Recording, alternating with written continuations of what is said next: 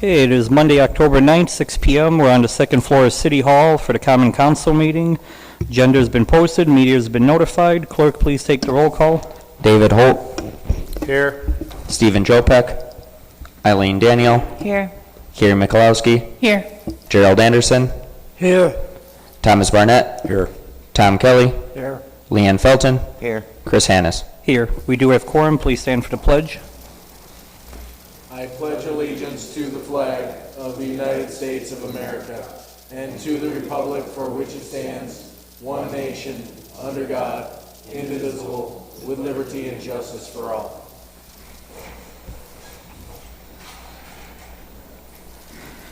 Okay, moving on to number 4, which is public comment. I have Jackie Cody.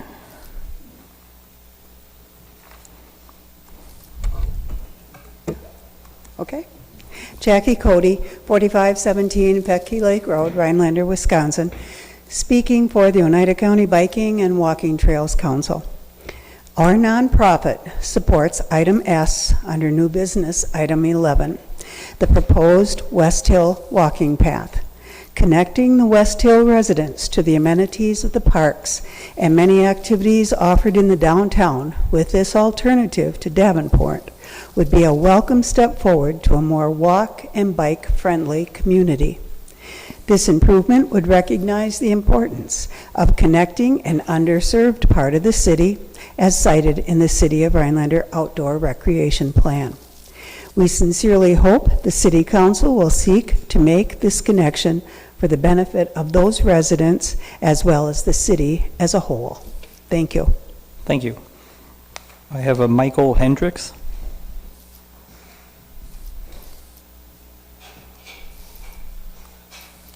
Good evening. Mike Hendricks, 1608 Westwind Drive.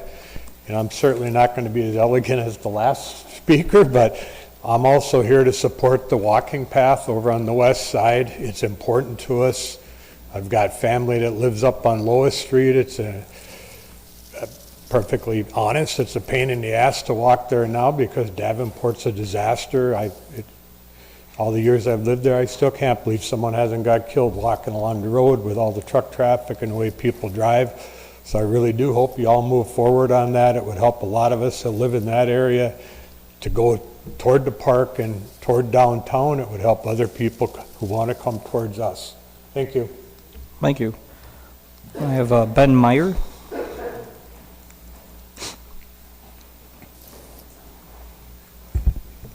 Thank you, Mayor. Ben Meyer, 1621 Balsam Street in the city of Rhinelander. I want to thank you and thank the council for the consideration and strong support I heard at the last meeting for the biking and walking path that you'll be considering under item 11S in tonight's meeting. My understanding is you're going to hear a little bit from both the city administrator and from Jeremy Biolo from Parks on this topic during the meeting this evening. I've had the opportunity to meet with them both, as well as Tom Giroux, on this topic, and I anticipate they'll tell you that this project can be done fairly quickly and fairly easily and at fairly minimal expense to the city. I strongly urge you to approve this path. I'm not going to belabor the point you heard me 2 weeks ago, but I'll just remind you that a vast majority of people living in this neighborhood are in favor of this path. We're tired of being isolated from the rest of our city. You heard that this plan has strong support from the Oneida County Biking and Walking Trails Council. And I'll remind you that this is a benefit not only to people like me who live on the west side of Rhinelander, but this is a step to making Rhinelander as a city more walkable and bikeable, and certainly a walkable, bikeable city is a place where people want to live, including young families. I do have one request. I'm not certainly counting any chickens until they hatch, but if you do approve the construction of this path, I would request that you consider attaching a deadline to the construction of the path. That'll give the city a little bit of guidance as to how to move forward. And speaking only from personal experience with my own work habits, I know that things without a deadline have a funny tendency of getting put off. So just a consideration for you when you get to that item on the agenda. Thank you so much for your consideration. Thank you. Anyone else for public comment? Do any of the alders have any public comment? Nope. Okay.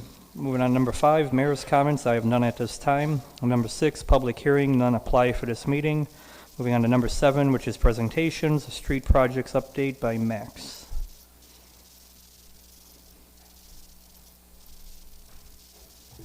Thank you, Mr. Mayor.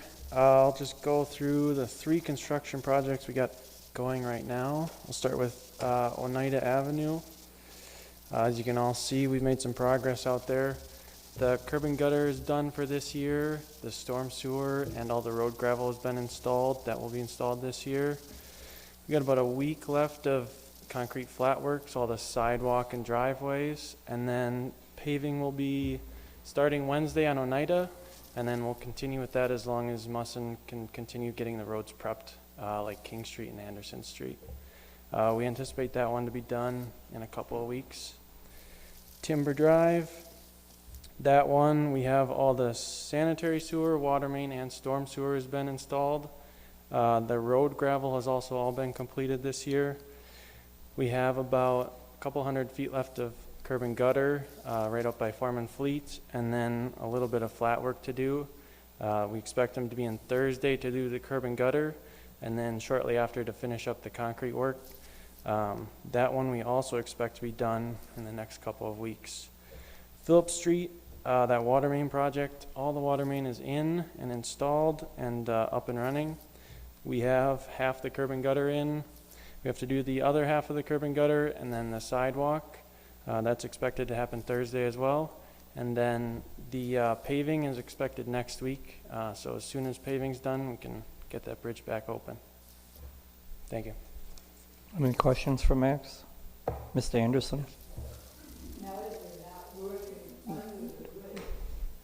Yep.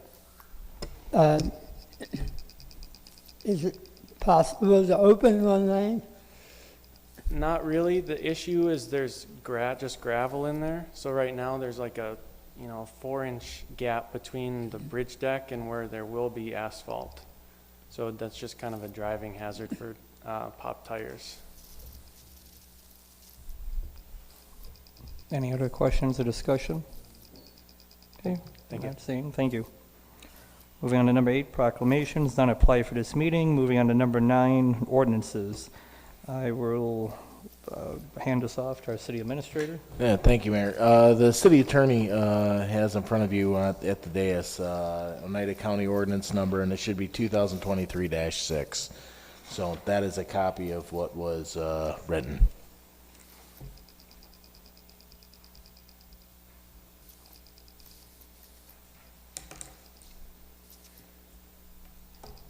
Mr. Anderson? Well, I think the list of criteria is good, and the idea is basically good.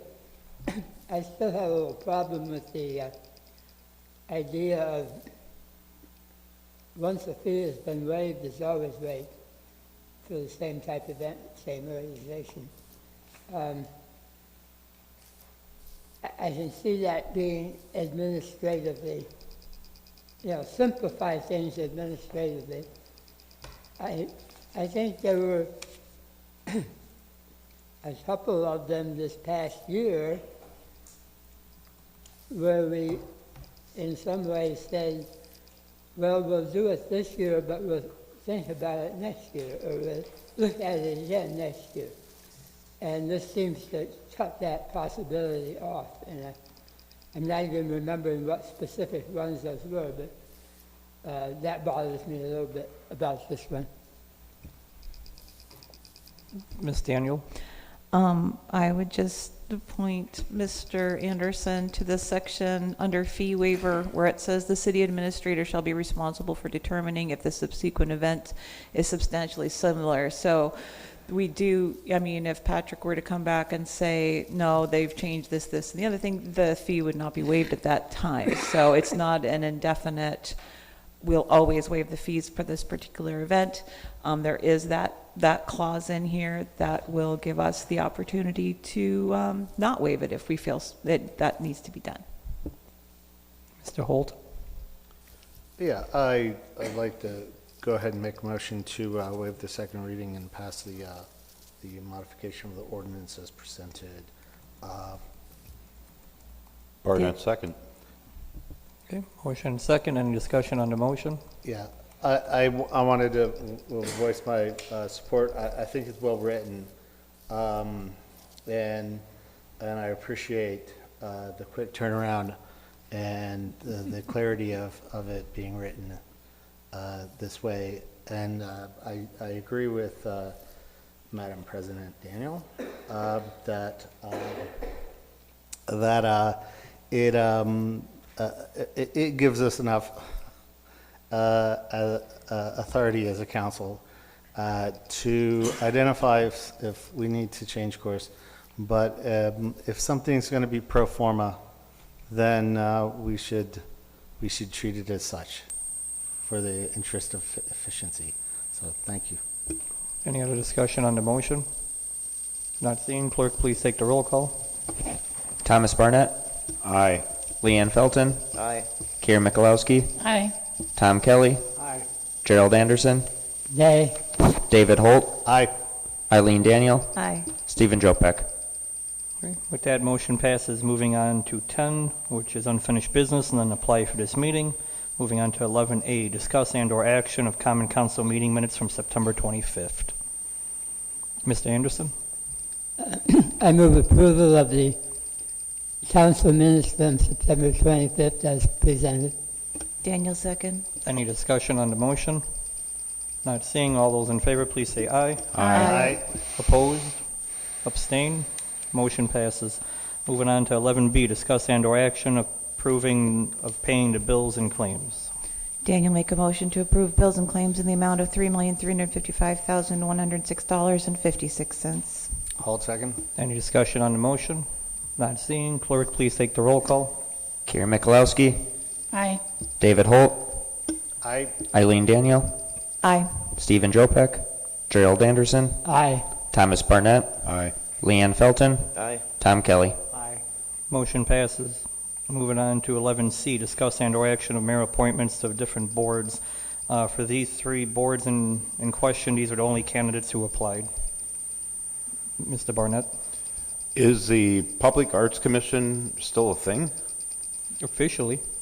Because I haven't heard anything from them. I haven't seen anything about anything. To my understanding, they haven't met, but that's based on their chair to They have decide. not met? Not recently, no. I know they gave a presentation to council here 8 months ago, 9 Yeah. months ago, but since then, nothing we have seen from them. But from an ordinance point of view, they are still an active committee. Mr. Anderson? I move approval of the mayoral appointments to the boards and commissions as listed with the correction of spelling Mr. Freudenberg's name properly. Okay, is there a second? I'll second. Second by Kelly. Any discussion? Not seeing. All those in favor, please say aye. Aye. Abstain or nay? Okay, motion passes. Moving on to D, discuss and/or action proposed resolution 2023-107. I will refer to Austin. So for this liquor license, it's a Class B beer license. It's for the Tacos and Tamales, which council may remember we previously approved a tentative approval for Mad Subs seeking the same license for this establishment. It is going to be the same situation where they are required to build a wall that is inaccessible from the public to create two separate premises between the businesses. So it would be the same thing that we're approving as of last time. So if the council were to go forward with approving this, they would have to complete this wall. It would have to pass the inspection and everything before they're actually granted this Class B beer license. Austin, do you know if the police chief has any concerns with this application? Nope, and I spoke with Josh Camilleri today. The background check went through fine, no problems there. And we talked about how it's the same exact situation that they were fine with for Mad Subs. And I did also speak with the Department of Revenue, and they have cleared this as permissible. Okay, Mr. Barnett? Yeah, I read in our city administrator's report that the police chief and fire chief have no concerns over this. So I would like to make a motion to pass resolution 2023-107 approving a liquor license and applications for tacos and tamales. Hold second. I believe that was by Holt first. Any discussion on the motion? Not seeing. All those in favor, please say aye. Aye. Those who oppose, abstain, motion passes. Moving on to 11E, discuss and/or action for Resolution 2023-108. I will refer to our city administrator. Sure, thank you, Mr. Mayor. So we spoke with Carrie Bladorn, Wendy Bixby and I, the finance director, we spoke with Carrie. Carrie talked earlier in the year about how water was getting in the logging museum roof. He got two quotes for it, and the best quote two proposals for it, and the best proposal that came back was from Jim Theobald Roofing for $18,040. They do have the money available or the funds available to pay for this. You, out of what source are we taking? It's, I believe, out of their fund balance. And, Fund balance? Yep. Barnett, oh, I'm sorry. Sorry, Mr. Holt. Tom can make the motion if you would like. No, you go ahead. He called you. So. All right. I will make a motion approving Resolution 2023-108, approval of a proposal from Jim Theobald Roofing for the installation of a new roof at the Pioneer Park Historical Complex Logging Museum building for the sum of $18,040. Daniel, second. Any discussion on the motion? I do have one question. I don't know if you would know, Patrick. Usually with roofing, there's a worst-case scenario bid and then potential of it being lower based on if they find rotted wood, stuff like that. Is this numbered like the worst-case scenario? I wouldn't know. This was the number, the bid that you had in your packet was the bid. So it doesn't say worst case scenario. That's that one, yeah, right there. It doesn't say high or low. It just says $18,040. Okay. Any other discussion? Not seeing. Since it's a dollar amount, clerk, please take the roll call. Gerald Anderson, Aye. Stephen Jopek, Eileen Daniel, Aye. Karen Mikulowski, Aye. Tom Kelly, Thomas Barnett, Aye. David Holt, Aye. Leanne Felton. Aye. Okay, motion passes. Moving on to 11F, discuss and/or approve proposed resolution of 2023-109. Refer to our city administrator. So Cobblestone Hotel is moving forward with building their new hotel in TID 11 there. And to make it work, they have to get financing, and their financing is coming through National Bank of Commerce. Been working with, talking with them out of Minneapolis there. And basically what this does is this says that Cobblestone can't try to change the developer's agreement without letting them know first. They basically have to stick with that developer's agreement, and should things go sideways for Cobblestone and they can't make their responsibilities, that NBC has right to take action on them.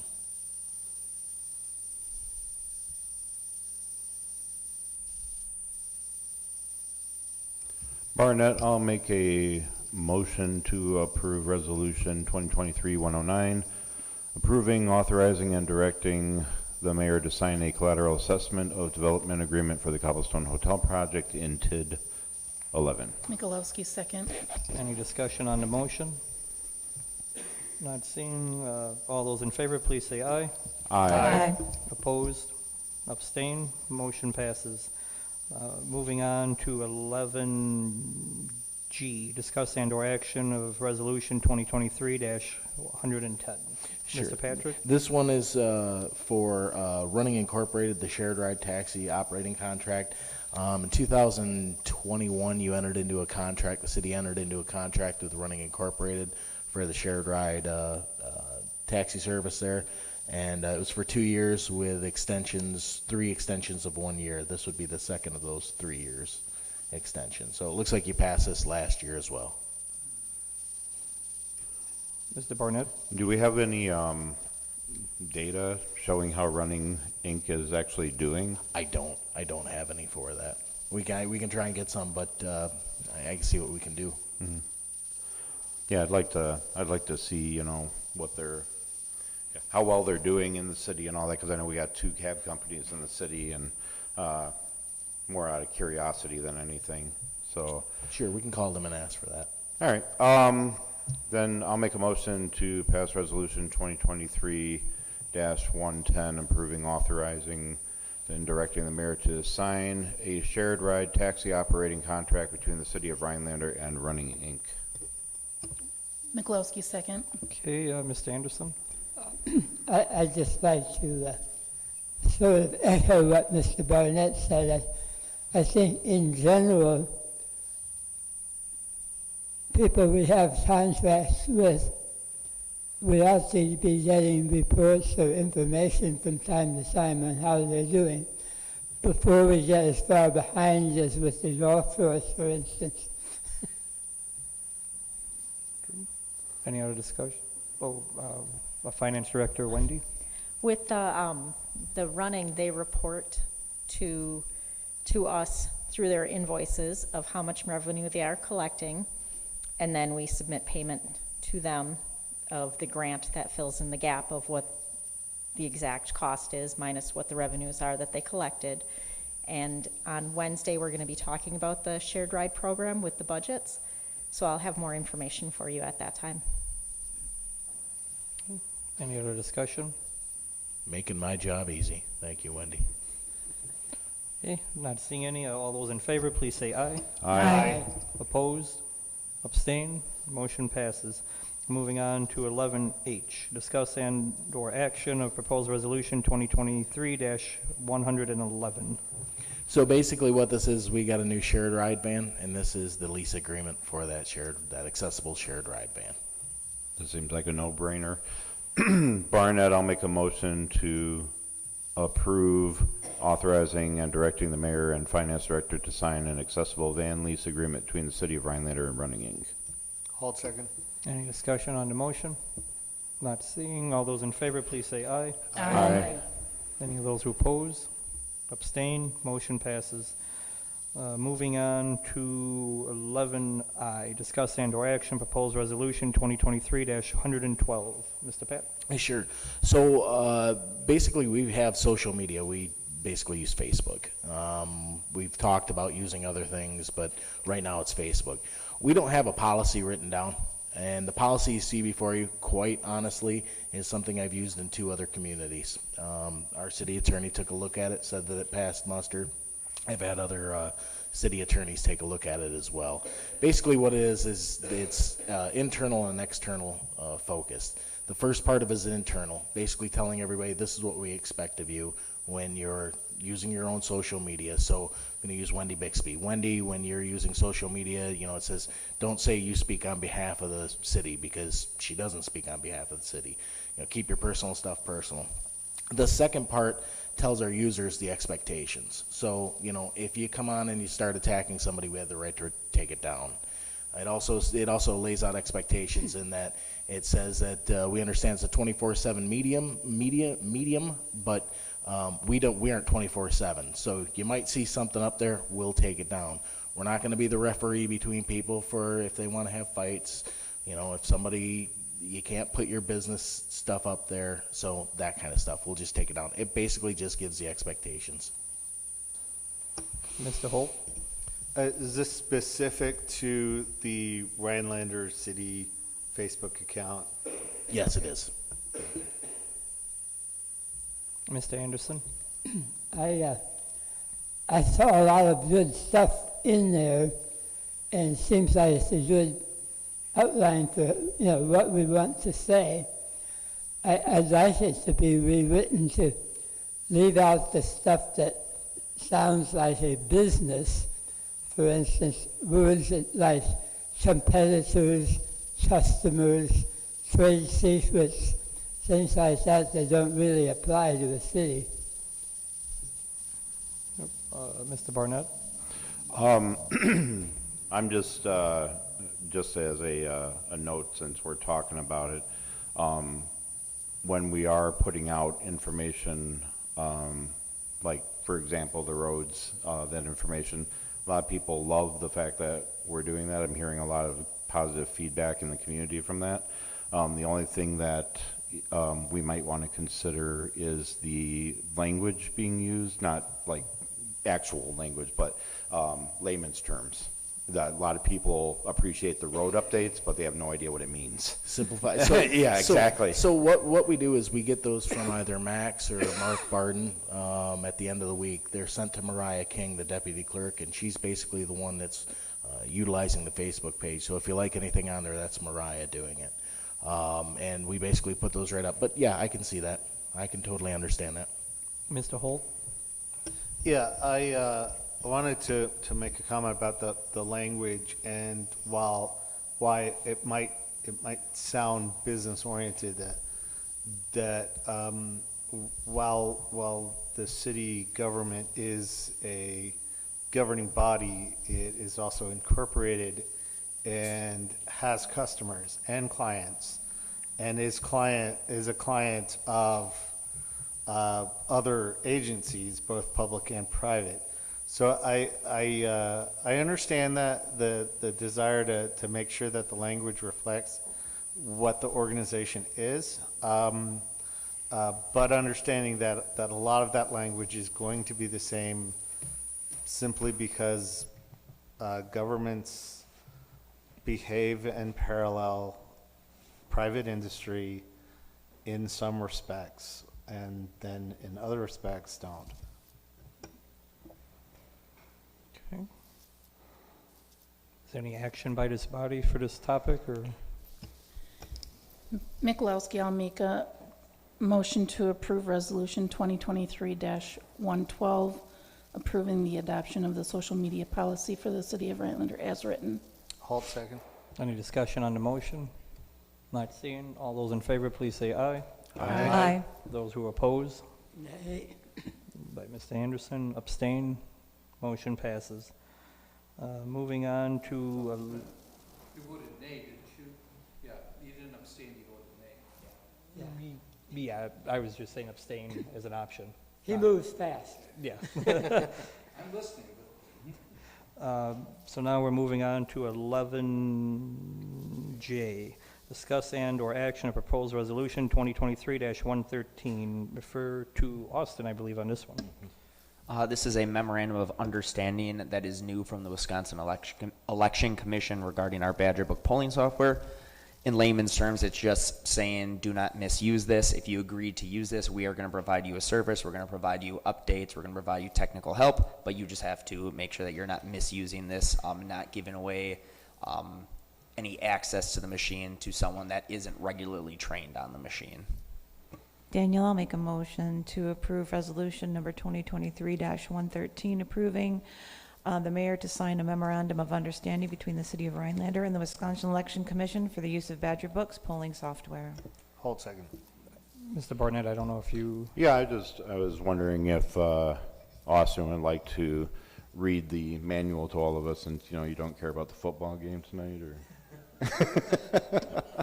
They change that manual almost weekly, so I don't think you'd want to hear okay. it. Okay, so there's a motion and a second. Any other discussion on the motion? Not seeing. All those in favor, please say aye. Aye. Opposed? Abstain? Motion passes. Moving on to 11K, discuss and/or action proposed resolution 2023-114. I refer to Max. So this would be a change order regarding our Phillips Street project for just over $19,000.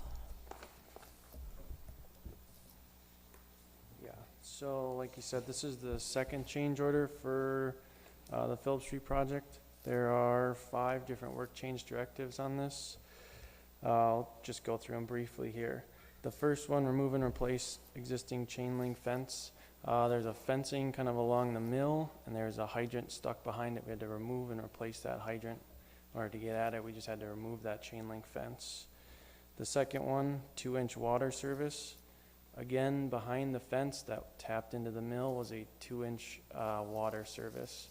So we don't have a price on our bid docs for the 2-inch service. So this is just the total cost to install. It's not a typical size we see, so it's not typically something that we bid out. Bridge patching, the third one. When we encountered the underside of this bridge, a lot of the concrete was crumbling, not structurally for the bridge, but structurally for our pipe hangers. So we had to have them just come in and use some sort of like a concrete kind of grout just to clean it up a little bit so that we could get our hangers in there for the water main. Cutting and reconnecting bridge deck storm drains. Right underneath the old water main, there's these old storm inlets that dropped right under the pipe. It caused a lot of rust to occur on that old pipe. We just had to cut them out of the way because we put bigger pipe in and routed them around that pipe so they weren't dropping right onto the pipe. Hopefully going to protect our pipe a little bit better. And then the last one is the fabrication of custom pipe hangers on the very west end of the bridge. So that would be kind of towards, let's see, Maple Street over there. We just had to make some adjustments again because that concrete bridge under deck was kind of falling apart a little bit. So in order to get our pipes to work, we just had to do some adjusting. So the change order is for $19,999.95. Just to clarify, $19,099, right? Yes, sorry, Okay. $19,099.95. Any kind of, Mr. Anderson? I just wondered if anything you've discovered in the process here indicates that the bridge itself is deteriorating in ways that we should be concerned about. I don't think concern is probably the right word. We don't specifically do like bridge inspection, so I know anybody that was under there would not be an expert. The DOT does do routine inspection. I think it's every 2 years they do an inspection on that, and I don't know if they just had one recently. I guess I can't speak on the condition of it, but I know from what we saw, it was more a concern for our pipe, not for the bridge. Mr. Holt? I will make a motion to approve Resolution 2023-115. Excuse me. Got the line mixed up there. Thank you. 114, approving work change order number 2 for Town and Country Engineering Incorporated for the Phillips Street Water Main Improvement Project in the amount of $19,099.95. Is there a second? Barnett, second. Any discussion on the motion? Not seeing. Clerk, please take the roll call. Leanne Felton. Aye. Tom Kelly. Aye. Eileen Daniel. Aye. Thomas Barnett. Aye. Gerald Anderson. Aye. Karen Mikulowski. Aye. Stephen Chopek. David Holt. Aye. Okay, motion passes. Moving on to 11L, proposed resolution 2023-115 for $104,000. I'm assuming this is just to pay for work completed on that same project? That's correct. Daniel, I'll make a motion to approve resolution number 2023-115, approving the application for payment number 2 from Musson Brothers Incorporated for work completed on the Phillips Street Water Main Improvement Project in the amount of $104,218.32. Barnett, second. Oh, Felton got it. Any discussion on the motion? Not seeing. Clerk, please take the roll call. Eileen Daniel. Aye. David Holt. Aye. Tom Kelly. Aye. Stephen Chopek. Thomas Barnett. Aye. Gerald Anderson. Aye. Leanne Felton. Aye. Karen Mikulowski. Aye. Motion passes. Moving on to 11M, resolution 2023-116 for $588,000, assuming this is payment for work completed on the Oneida project. That's correct. Daniel, make a motion to approve resolution number 2023-116, approving contractor's application for payment number 5 from Musson Brothers Incorporated for work on the Oneida Avenue Utility and Streets Improvement Projects in the amount of $588,188.68. Is there a second? Mikulowski second. Any discussion on the motion? Not seeing. Clerk, please take the roll call. David Holt. Aye. Stephen Chopek. Eileen Daniel. Aye. Karen Mikulowski. Aye. Gerald Anderson. Aye. Thomas Barnett. Aye. Tom Kelly. Leanne Felton. Aye. Motion passes. Moving on to 11N, which is proposed resolution 2023-117 for a work change order of $13,000. What do we have on this one, Max? So this is for the Timber Drive construction project. So what we have here is 2 pieces on this one. The first one is site cleanup due to a water main break. So we discussed this previously and it was approved. We had an issue out there where the old water main, because of the way they used to do the water main installation a long time ago, we found a lot of big rocks under the ground. So they'd go around them. Now we have big enough equipment, we can just pull them out and put it where it's supposed to go. So when we were installing our sanitary sewer, they ran into that. That pipe got a little too close, and then a piece of the water service fell off and basically shot water everywhere, kind of filling the new sanitary sewer up. The crew spent a lot of time along with the city water department cleaning that up. So the first shot was basically a day of doing all the cleanup. This is the second day just for getting them back up and running and back putting pipe in the ground. Also on this is install a 2-inch copper water service. Like I mentioned earlier on the Phillips Street, we don't typically bid out a 2-inch water service, so the same thing, this is a full price for installation because we didn't have a bid price for it already.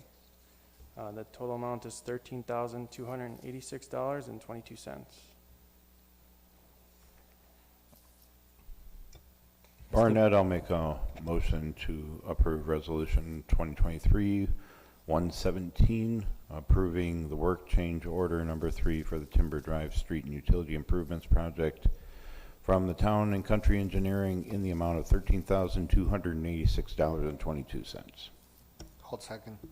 Any discussion on the motion? I do have one question. So who has their 2-inch service? Is that like the apartment buildings or? No, because they have a 6-inch service.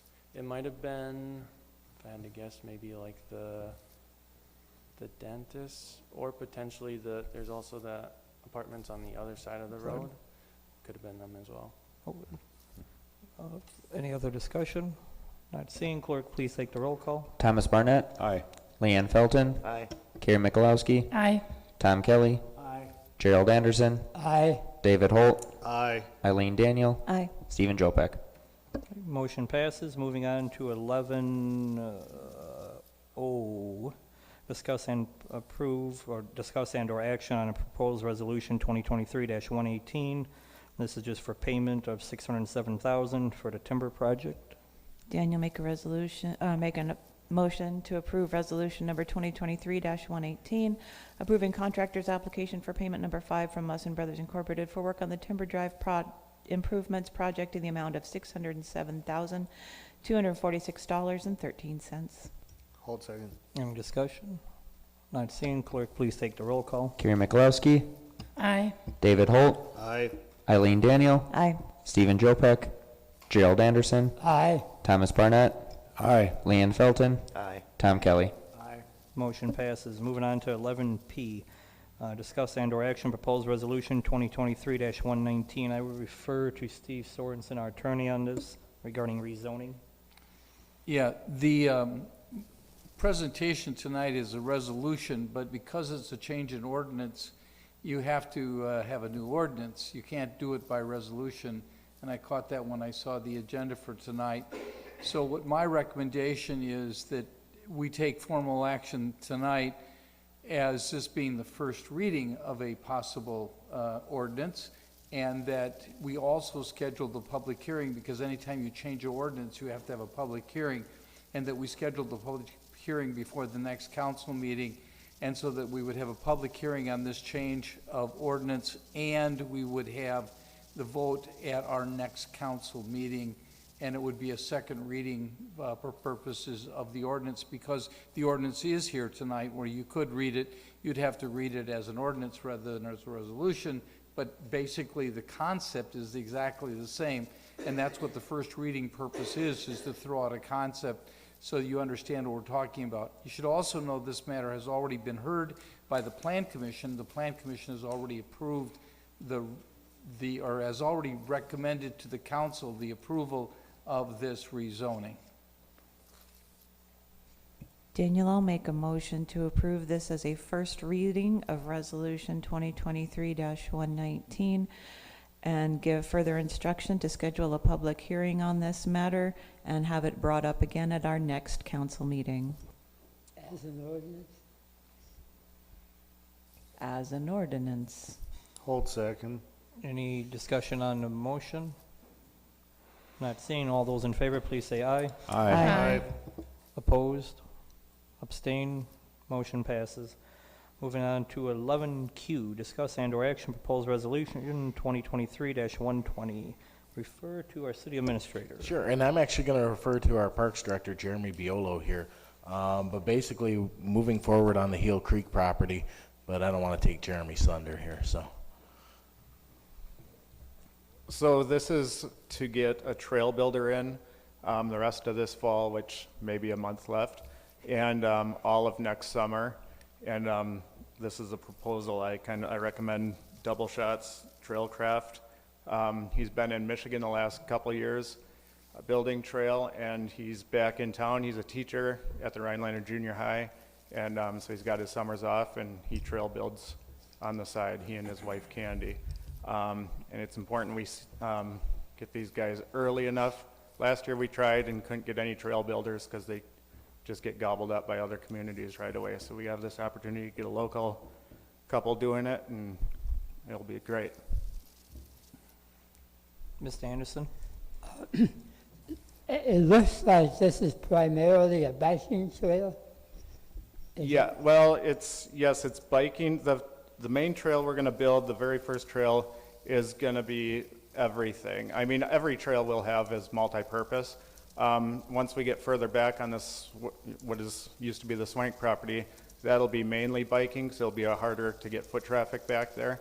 But this will be multi-purpose, a green trail, which we don't have many of in Rhinelander, and that's why these two are very good at what they do.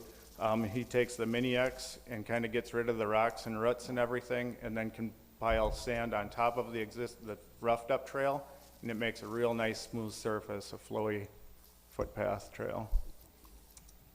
Mr. Holt? I'll make a motion to approve resolution 2023-120, approving the quote from Double Shots, Trailcraft for trail building services at the Hill Creek property. Anderson, second. Any discussion on the motion? Not seeing. Clerk, please take the roll call. Gerald Anderson, Aye. Stephen Jopek, Eileen Daniel, Aye. Carrie Mikulowski, Aye. Tom Kelly, Aye. Thomas Barnett, Aye. David Holt, Aye. Leanne Felton. Aye. Discuss and/or action for Resolution 2023-101 for 667 West Kemp Street. This is the roadway in currently that's looking to be converted into housing. So I don't know if there's anything else I'm missing there. As part of the grant application, remember he's going for a CDI grant, a developer's agreement is necessary. Holt, I'll make a motion to approve resolution 2023-121, authorizing and directing the mayor to sign a developer's agreement with On the River LLC for a mixed-use redevelopment at 667 West Kemp Street. Daniel, second. Any discussions on the motion? Mr. Barnett? What is, just to be clear, mixed-use redevelopment mean? He's looking to have small apartments in there as well as some office space in there, so business and residential. Okay. And part of that's a requirement with the grant process. They have the mixed. I believe it was like a live-in suite he had that he's going to turn into like an office. Yes, that's So- correct. Okay. Okay, not seeing any other discussion. Clerk, please take the roll call. Leanne Felton, Aye. Tom Kelly, Aye. Eileen Daniel, Aye. Thomas Barnett, Aye. Gerald Anderson, Aye. Carrie Mikulowski, Aye. Stephen Jopek, David Holt. Aye. Okay, motion passes. Moving on to 11S, discuss and/or action proposed West Hill walking path. I would give it to Mr. Pat first. Sure. So at last meeting, you directed me to come to you with some ideas by the second meeting in October. And I'm here to tell you it's good to have good staff. Because Jeremy Biolo came to me and said, I don't think this is going to be a problem. So I'd like Jeremy to talk about this a little bit, if you would, Jeremy, about this path that we talked about. Met with Ben out there, and we took a look. Tara, if you can go down in the... Jeremy, if you want to start talking, I'm going to give you... 120. 120 is the page. Is that one? Keep going. Yep, I think you're a little too far. Just so you can see a map, keep going up, almost.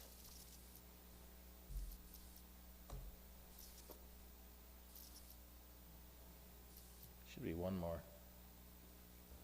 There you go. That is it right there. Go ahead, Jeremy, thank you. All right, so I just hear trail and get excited. That's just my nature, I guess.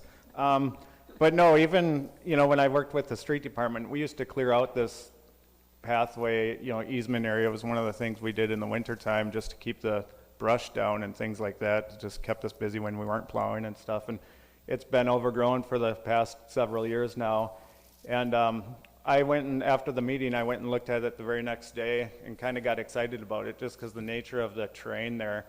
And, you know, it's kind of unique where it is sort of in someone's backyard, but that even gets me excited because I think we can do a trail through that and make it aesthetically pleasing and, you know, have a pretty accomplished trail. That it's not a very far trail, so it won't take too long, and something that'll please the neighbors and look nice in the community as well. Mr. Barnett?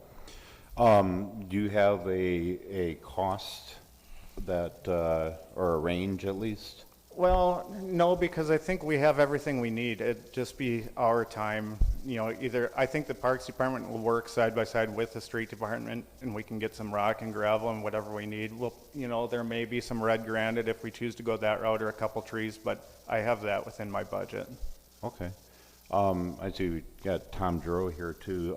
At the last meeting, we were talking about the concerns of the homeowners and their privacy, and I had mentioned that we might be able to do some kind of large planting stuff to maybe block off some of the path for their view.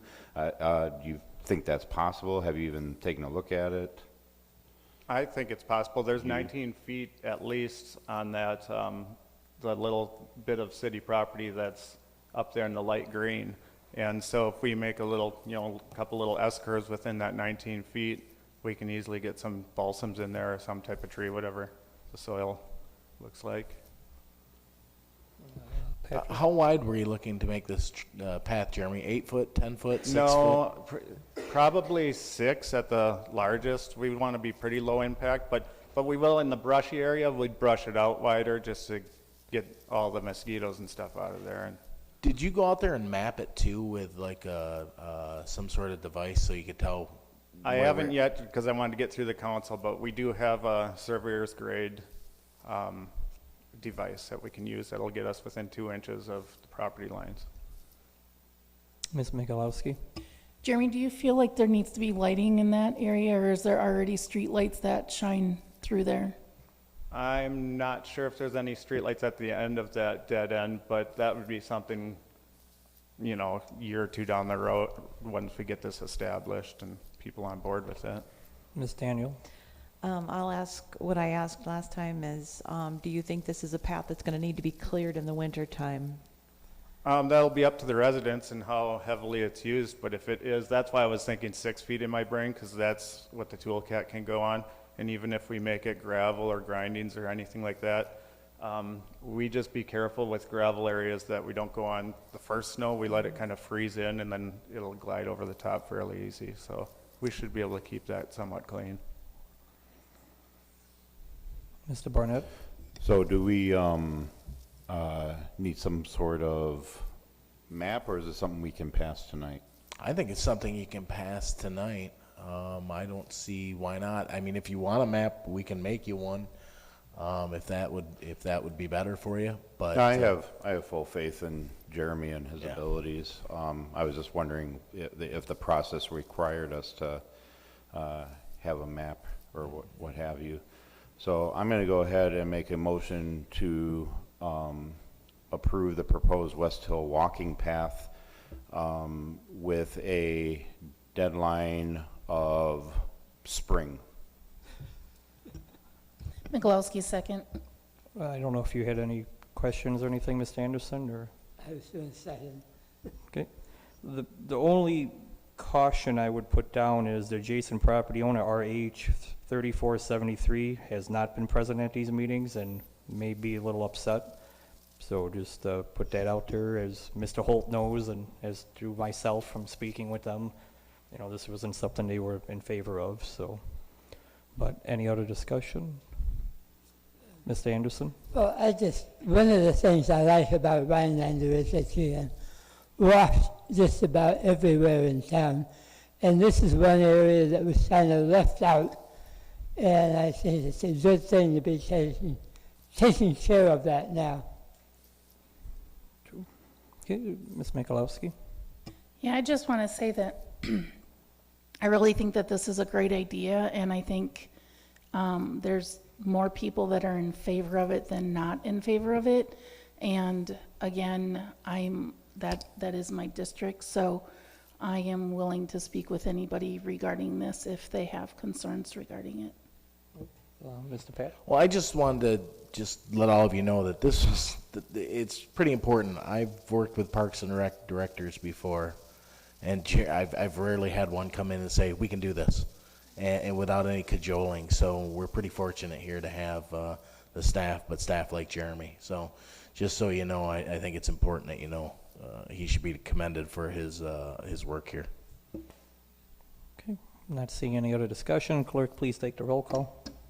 Eileen Daniel. Aye. David Holt. Aye. Tom Kelly. Stephen Jopek. Thomas Barnett. Aye. Gerald Anderson. Aye. Leanne Felton. Aye. Carrie Mikulowski. Aye. Motion passes. Moving on to 11T, discuss and/or action skate park update. Refer to our city administrator, Mr. Patrick. Yeah, yes, sir. So here's what happened. So we are going to reissue the RFQ for this.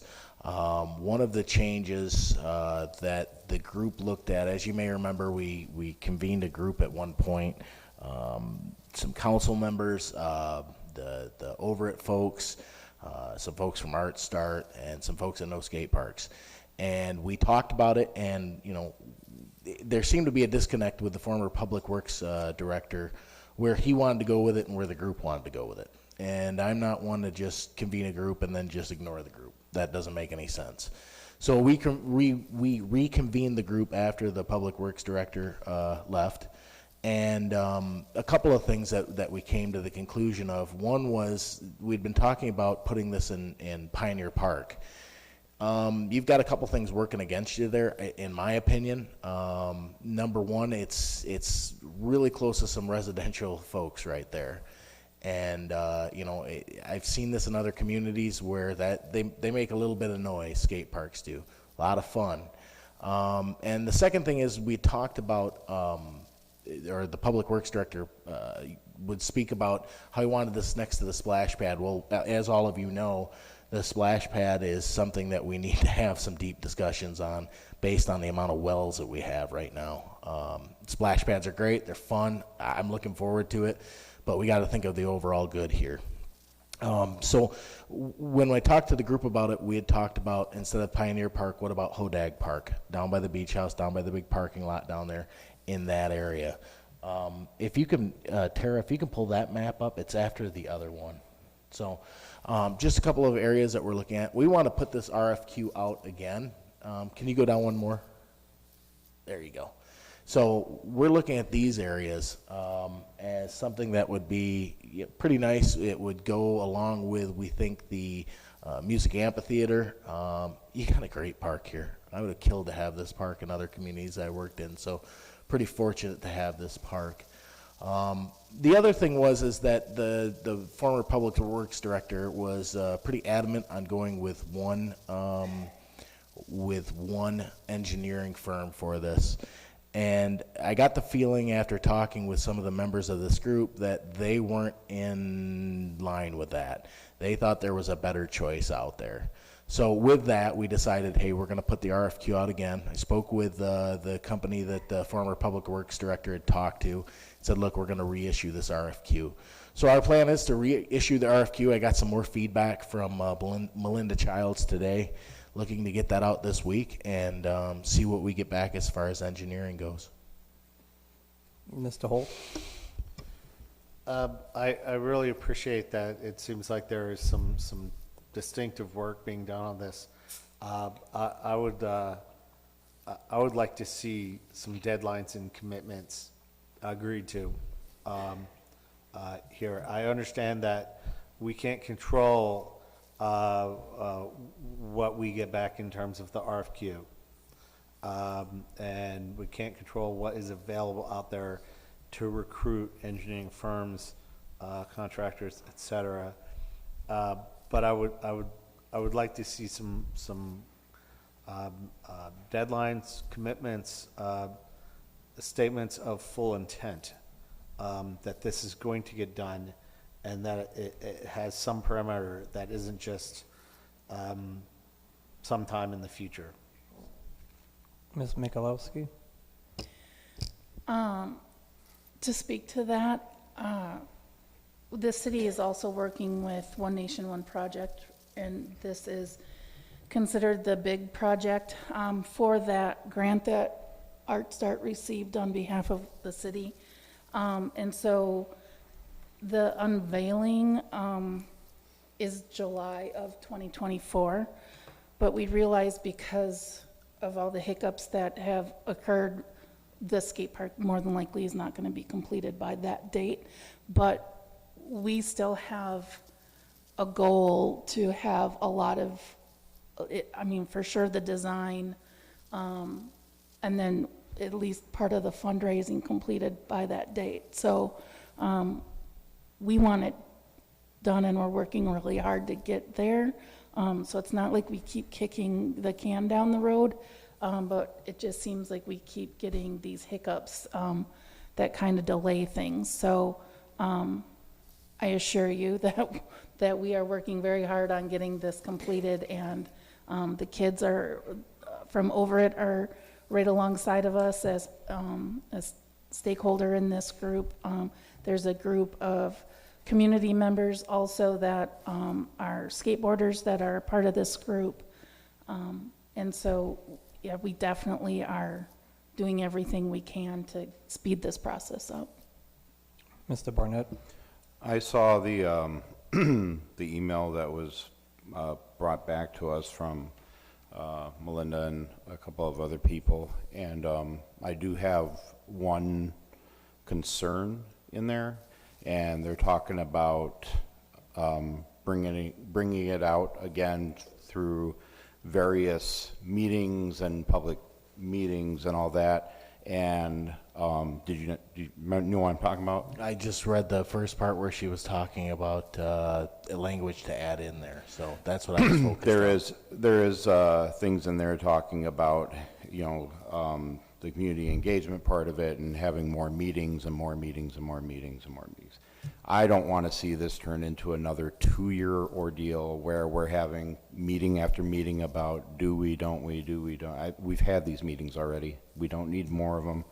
It's time to put, you know, feet to pavement and get this thing done for these kids. And I'll reach out to Melinda myself and have a discussion with her on that. I'm concerned that we're going to turn this into another 2-3 year deal, just sitting in meetings. True. Ms. Michalowski?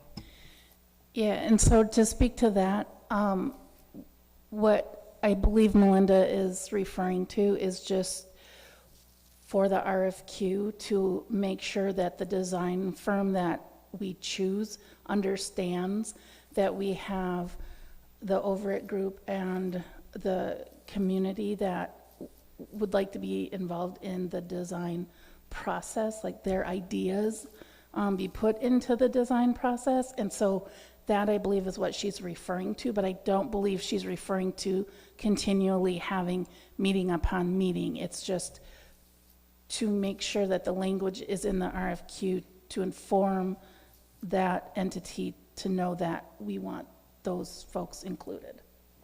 True. Yeah, and I couldn't agree with that more. I want to see this thing done. The time for talk is over, but there is still some talking that needs to go on. You know, these young folks have worked pretty hard on this, and I don't want to get it done just to get it done either, you know, so I it's kind of a balance going on there. You know, this is their project, this is their idea, they're going to be doing some fundraising for it, so it's important to have them involved. At the same time, we need to get that RFQ out, and we need to pick somebody. Again, the council had put earmarked $75,000 for this at one point here, so it's going to be important to remember that we only have 75. Some of those, I think, the last proposals that came back were upwards of 95 to 100,000. So we need to make sure we do it right. And I'd like this to be something really cool. I think this would be something that would attract people from around the Midwest. Just as a question, why did you pick 2 proposed sites versus just 1? Just giving some ideas, and we're open, I think, to any ideas that a design engineer might have. But just, giving them some food for thought, I suppose. Jeremy? And a lot of skate parks nowadays too, people watching at home or whatever might just see a big square up there and think, holy cow, they're going to concrete this whole park. That's not the case. There's going to be a lot of green space. A lot of skate parks are like flow parks, and there's like trails going throughout the system. So that's kind of why there's two areas as well. You could do little flow trail or pump track, they're called, in one area and have a bunch of green space in the middle, and then a bowl and a couple ramps in the other area. So just because we're showing two big spaces doesn't mean we're just filling those spaces up. It's just that's the part of the park we're thinking of. So to try to keep this moving quicker than it has, would you say the site closer to the softball fields would be more conducive for that? Because I'm looking at this park from a 20, 40 year down the road where we may need a bigger parking lot. And I would guess going the other direction would be easier from a parking lot point of view due to its relatively flat and right grade versus the opposite is, I think, a lot lower and hillier. Yeah, and once we get the design, we can work with that company to determine, what type of, and the kids, because that'll determine what type of skate park they actually want. But yeah, we can do in either spot, less in one area and more in the other, and vice versa. And there's a lot, that's a ton of space. That would be one of the biggest skate parks in the Midwest if we actually utilize that much space. So that's just an idea of where the actual location could be in the park. Ms. Michalowski? Just one last comment. A lot of this does come down to how much we can fundraise for this too. And so although we have the area to build on, that doesn't necessarily mean we're going to use all of that area. It's all based on cost and how much we can gather fundraising. So do you need a motion of any kind? No, I think you just asked for an update, so I feel as though I kind of gave you one. We'll keep you apprised of how it goes here. Okay. Any other discussion? Okay, not seeing. Moving on to 11U. Discuss and/or action remote meeting attendance policy. Refer to our city administrator. Oh, okay. So in front of you, the city attorney, Steve Sorensen, came up with some policy, some example sample policy. I also included in your packet a one-pager, well, two-pager, I guess, from the Wisconsin League of Municipalities about attending meetings remotely after pandemic, as well as an ordinance, so for your discussion purposes. Ms. Anderson? I like what's written here, especially on the second page, the alternative, simpler procedure. I think it describes quite accurately what we've been doing and just has it spelled out so as it should be at some point.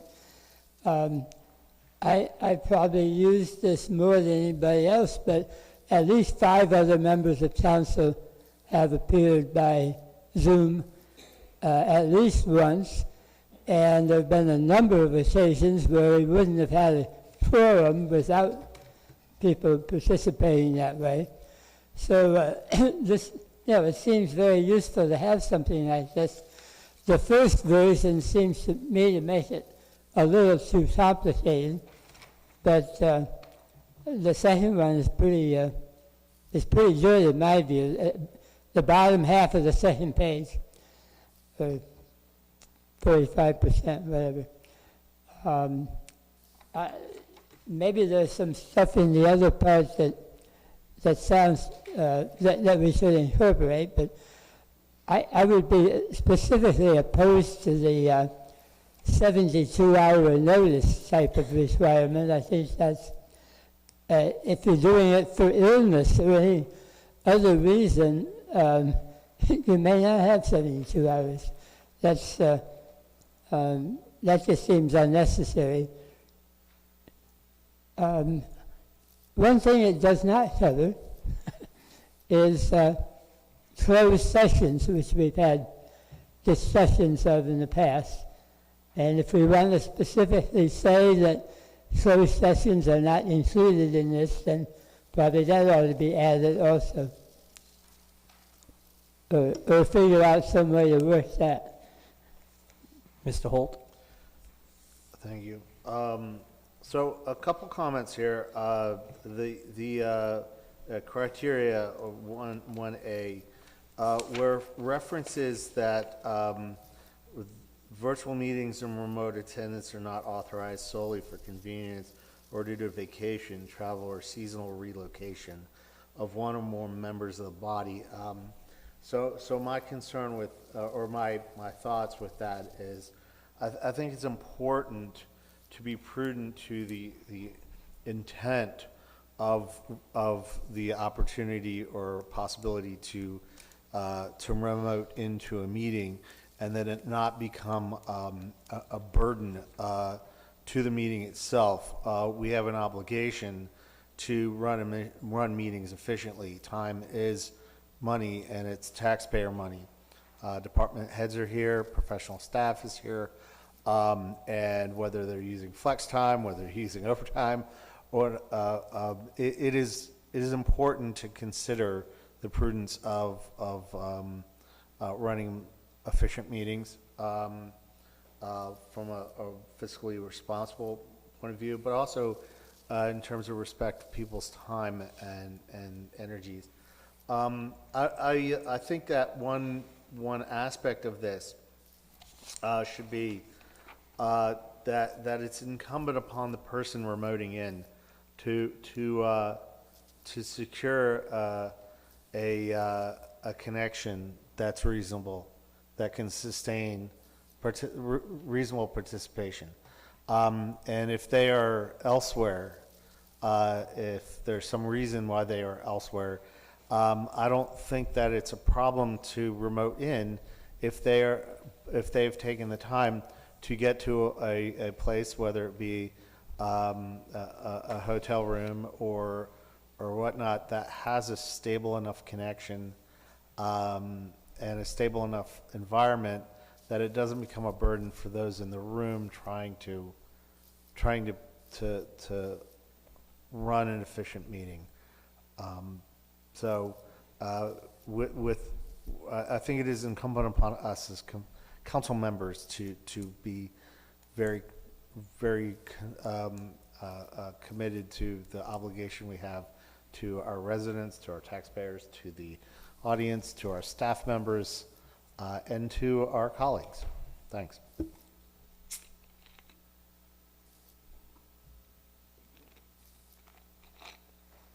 So what action would you like us to take? I would like, Mr. Anderson? I would like to see an ordinance that is primarily based on that second part of the second page and takes into account the things that have been discussed this evening. Patrick, you feel comfortable making that draft? Ordinance or policy? Oh, I think it needs to be a policy. I would think so. Mr. Anderson said ordinance, though, so I wanted to Okay. make sure, clarify that. Mr. Barnett? I think that there should be something in the policy that states whoever, I'm not sure who would make the call, but to determine if a stable connection is not a viable thing, that they can, obviously, if it's not for quorum, then they have the option to terminate that connection, because, like Mr. Holt said, you know, the practice of sitting here waiting for the thing to buffer and all that, that is not an efficient meeting at all. Personally, I hate Zooming in because you feel like you're not really being seen when you're, because things are going on here. I mean, with all respect to the mayor and you guys and all that kind of stuff, you can't be watching the screen the whole time waiting for someone who might raise their hand. I mean, it's not efficient. And if it were up to me, the way of Zooming in went out with COVID. It's, if you make it, you make it. If you don't, you don't. Get your priorities. What are your priorities? So me personally, I'd rather see a policy that states that unless it's an absolute emergency, to zoom in. That's just me, though. Mr. Holt? Yeah, I actually am inclined to veer in that direction as well. We have had meetings this year where somebody had to hastily be zoomed in, and I think that was actually you, Tom, because we would not have had quorum. I do understand that, but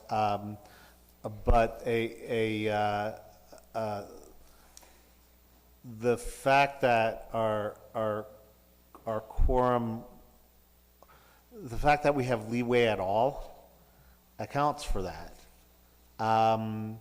I missed a recent meeting, and I missed it, and I was okay with the fact that I missed it. I think that happens. I don't miss a lot of them, but I do think that if you're going to be on council, as Woody Allen said, 80% of life is showing up. So. Ms. Michalowski? Yeah, I have to agree with what Tom is saying too. I'm leaning more towards, the only reason really to use the virtual aspect of joining meetings is in order to make a quorum. I think we owe it to our constituents to show up at these meetings and be present and to do the jobs that they elected us to do. So I too am leaning more towards only using Zoom or the virtual meetings as a must in order to make quorum. Would it be okay if I just took a stab at making this and brought it back to you for the next meeting? I'd be okay with that. And then we can have further discussion on it. I mean, that seems to be the way. And then if there's a part you like or a part you don't, you can let me know and we can go from there. Just a couple of things that, and again, I've got no, axe here to grind, but remember the policy is not just for the council. It's also for all your committees and commissions. And so just understand that whatever you do, you may have a different policy for the council and the committees, but then you'll have to say that. So the other thing is there are certain statutory requirements that will require you to be present. For example, you brought up the closed meeting. Closed meetings, by their very nature, should never allow virtual attendance. Now, there is an Attorney General's opinion that says you can do it if you can verify that there's no one else in the room listening, wiretapping, it goes on. Well, that's almost impossible to do. But I agree with that there should be a comment about that. The other thing which you talked about is the equipment, and that's why I had that one paragraph that said the city does not guarantee the performance. It's not just the other end. It sometimes is this end, and we just can't correct that problem, and it's like too bad, so sad, but we can't guarantee that. So that's why I think that has to find its way into the policy. And the final thing that I would point out that I think is extremely important is that, well, there's two things I want to say. One is that if you can't view the materials and you can't see the presentation, you should not participate and you should not vote on that item. Now, that doesn't mean every item, but it means if there's something that comes up at the meeting and there's no way to project it to you, then that really has to, because it would really be wrong for you to vote on something you can't visualize or see. And I think that should find its way into the policy. Then the final item that you should grapple with is, if you can appear virtually, can the public appear virtually? In other words, we have open comment, and our open comment is limited to people that show up at the meeting. So if you're going to say only council members, committee members, that's fine. Make that statement. Don't leave the door open if you don't want public to participate. I'm not telling you which way to go. I'm just saying spell that out in your policy so you don't have a hole. Mr. Holt? Yeah, I really appreciate that a number of things you mentioned, especially that we might want to have a different policy for boards, committees, and commissions than for the common council. I also wanted to comment on the public participation and public comment, that when we were moving back in the direction of somewhat normal meetings after the plague, that I recall having a discussion about that, because we had for a very long time been reading public comment, and it got a little bit out of hand, and we made a conscious decision to state that we would no longer be reading every comment we got in an email, that if people wanted to say something in a meeting, they needed to show up. And that was in that gray area where not everybody sort of came back from the pandemic at the same comfort level. But I do recall that being a distinct conversation that the council had around late 2020, early 2021. And I would point more in the direction myself of showing up for the public, being here. Participant governance is not just us elected officials. Participant governance is participation in it. So I would take a bit more stringent approach to that policy as you're writing it, Patrick. That would be my preference. Ms. Michalowski? Yeah, the only other thing that I can think of too is, obviously we've had some presentations that were via Zoom or virtual, and I think that's appropriate, especially for companies that are quite a distance away from us. And so I still would like the presenters to be able to have that option of joining in virtually. But other than that, I agree with everything that Steve had mentioned as well. Okay, not seeing any other discussion. Moving on to 11V, discuss and/or action city ordinance 5.01.20. Refer to our city administrator. Sure. So Alderperson Barnett and myself had a meeting, and he asked if it was possible. Right now, your historic commission basically says, and I have a copy of the ordinance in your packet.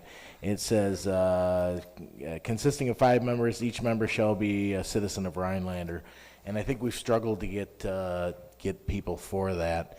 And Mr. Barnett, I'll let you carry the rest of it because this was something you were passionate about. Yeah, I saw the need for the historical preservation to come back, and upon thinking about who would be good for that, obviously my number one pick, probably the man who knows more about Rhinelander than anybody that lives in Rhinelander, is Kerry Bladorn. He just so happens to live just a few parsecs out of the city limits. And I think it's a shame that we would preclude having Kerry on the historical board just because of his geographical location. I think that we need to change the ordinance to read that a majority of the board needs to live in Rhinelander, but make it an option available to have a couple of people who do know a heck of a lot about Rhinelander and would be detriment to the success of the committee to participate. Mr. Holt? I agree with Tom. What I would like to add is that in my memory, we've had this discussion, or in the past while I've been on council, this discussion has an issue has come up with other boards, and one of the options floated was contiguous townships. So I would even say that I don't necessarily think that a majority of that committee needs to be residents of Rhinelander proper if they are residents of a contiguous township. I mean, living in Crescent, Newbold. I mean, they could, somebody can live in Crescent or Pine Lake or Newbold and actually physically closer to this space than somebody that lives technically in Rhinelander proper. So it's just the nature of the town, the city, and its surrounding townships. But that's that's the language I would go with. Would simply resident of Rhinelander or contiguous township. Ms. Michalowski? Yeah, I agree. I think especially with the housing crisis that we have currently, it's very hard to find adequate housing within the city limits. So I am all in favor of expanding that out to, like David said, the surrounding townships that touch our borders. Mr. Anderson? Well, I'm still generally with the idea that city committees and commissions should be composed of people who live in the city. This one sounds like one that requires, or not requires, but certainly can use specialized input from people who know a lot and have an interest in the city and its preservation. So I suppose I get kind of torn on that, but my biggest question, seeing this come up, is the committee functioning now? And is the problem somewhere else than who gets appointed to it? So the committee hasn't functioned for at least a decade. Pretty much the reason why this came up was there's a building that's a national landmark that wants to remodel. And in order to have that, they need the blessing by this commission. Also, if they want to apply for any kind of tax credits or grants, this commission would have to give the blessing to be able to apply for those. So are there members on the committee now? None that are None. current term. Every term has expired. So, Well, Barnett, I'd like to make a motion to have Patrick adjust the city ordinance 5.01.20 3AB historical preservation to record that we would like the option of having people who don't live within the city able to participate on that committee. Hold second. any discussion on the motion? Yes, Mr. Mayor. I just want you all to know that there may be a state or federal statute that requires them to live in the municipality, because this commission really is established to verify the tax impact on the community or the eligibility of someone to get tax dollars. So I'm just telling you, there may be, this isn't something that was designed by the city of Rhinelander. There's a lot of federal and state law that goes along. So I'll check that out, but otherwise, I certainly don't have any legal problem with, but I was going to suggest we could annex Kerry's house. Yeah. Just saying. Just his house? Yeah, just his house. We have another little island out there. Problem solved. Unless he wants to sell it to the city for free, and then it could be a balloon. Okay, so not seeing any other discussion on this, let's move on to number 12, which is monthly reports from departments. You want to vote? Well, that's a good point. There's a motion and a second, I believe. So any discussion on the motion? Mr. Holt? Is the motion okay? Is it, we're assuming pending review of not violating any state or federal statute?